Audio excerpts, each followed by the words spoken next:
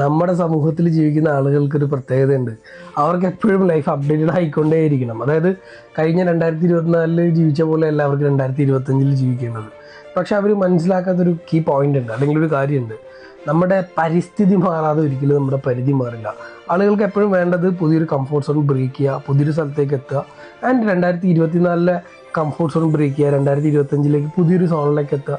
പക്ഷെ ഇതിനു വേണ്ടി നമ്മൾ ആദ്യം ചെയ്യേണ്ടത്, നമ്മൾ 2024 ഏത് പരിസ്ഥിതിയിലായിരുന്നോ അല്ലെന്നുണ്ടെങ്കിൽ ഏത് അറ്റ്മോസ്ഫിയറിലായിരുന്നോ ആ അറ്റ്മോസ്ഫിയർ ആദ്യം ബ്രേക്ക് ചെയ്യുക. നമ്മൾ ഇരുന്നിടത്ത് നിന്ന് അറ്റ്ലീസ്റ്റ് ഒന്ന് മാറി ഇരിക്കാൻ പോലും നമ്മൾ തയ്യാറായില്ല എന്നുണ്ടെങ്കിൽ നമ്മൾ എങ്ങനെയാണ് നമ്മൾ അപ്ഡേറ്റഡ് ആവുക?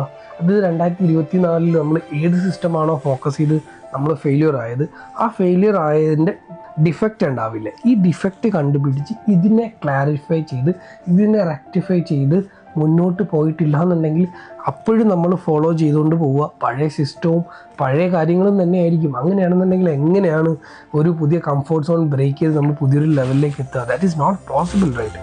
സോ ഓൾവേസ് നമ്മൾ ചിന്തിക്കേണ്ട ഒരു കാര്യം, എങ്ങനെയാണ് ഇത് ബ്രേക്ക് ചെയ്യേണ്ടത് എന്നുള്ളതാണ്. അതിന് വ്യക്തമൊരു പ്ലാൻ ഉണ്ടായിരിക്കണം. അല്ലാന്നുണ്ടെങ്കിൽ നമ്മൾ എപ്പോഴും പഴയ ആ ഒരു ഇമോഷണൽ കേജിൽ തന്നെ ആയിരിക്കും എന്നുള്ളതാണ്.